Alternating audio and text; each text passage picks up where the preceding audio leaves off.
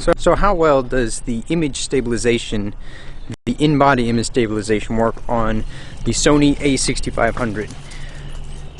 I've got 3 lenses that are dumb lenses.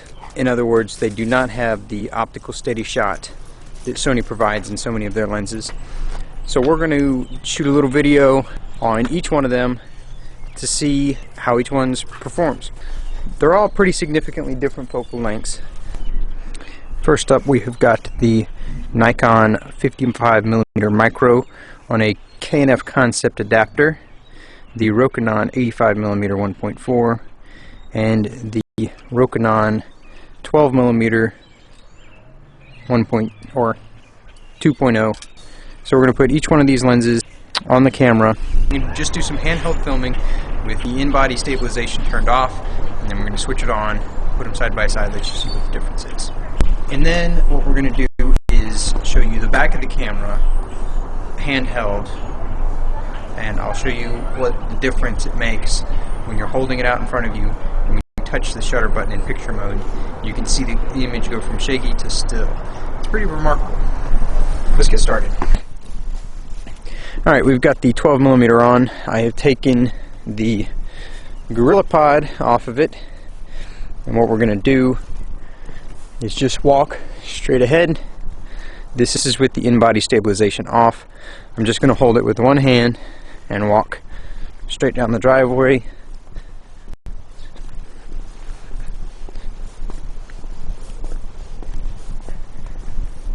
Alright, in-body stabilization on.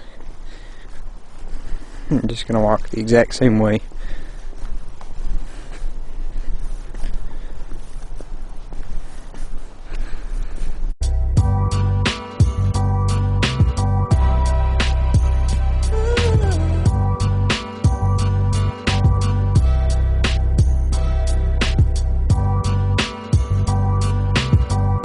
This is just some haphazard walking. I'm not trying to hold it super steady. I'm just using one hand. But I have seen some other videos that show that the Sony really struggles with the walking jostling. It does really well with picture stabilization, but when it comes to the bigger jostle, it just can't seem to compensate for that. Now this is quite a big sensor in a body this small relative to some of the competitors, but let's carry on. Let's move on to the 55mm.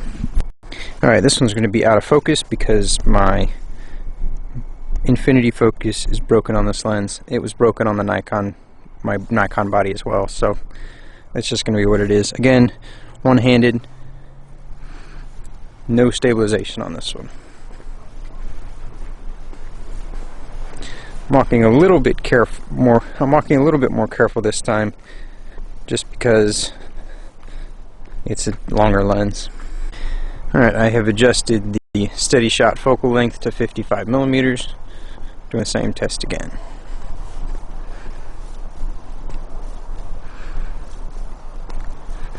Now, this is a super sharp lens when it's in focus, but it just can't do infinity.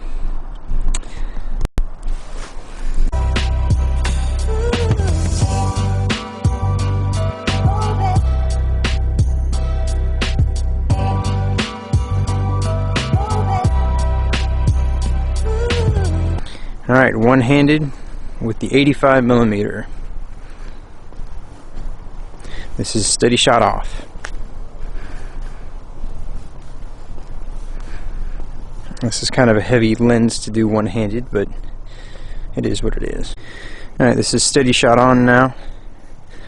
With the 85mm, I have adjusted the steady shot setting to be at 85mm. There's still a good bit of movement in there. I guess we'll see if it's any better. Alright, so now I'm going to try and show you guys how when you touch the shutter button here, the stabilization kicks in, and it makes quite a bit of difference. So, focus. Alright, we're at infinity.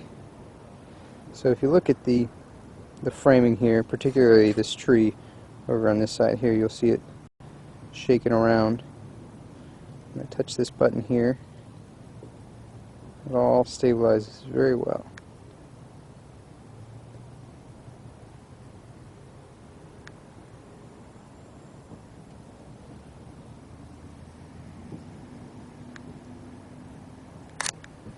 Let's go ahead and go to the 85mm. Alright, now we're going to do the 85mm. It's a little easier to tell on the longer focal length here. Alright, let's see.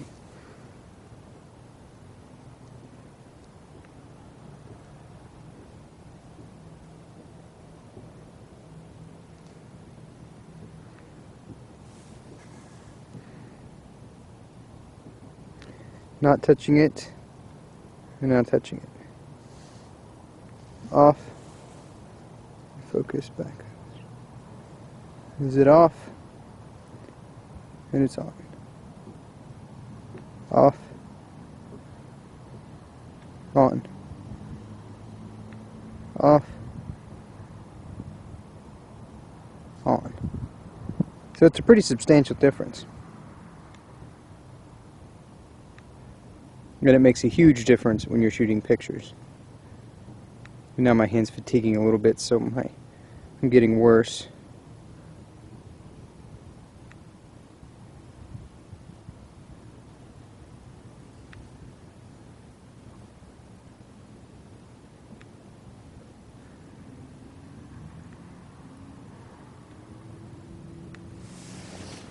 So hopefully this video has answered some questions about how legacy lenses, adapted lenses, manual lenses, or just plain non-optical steady shot lenses perform when they're relying solely on the in-body stabilization.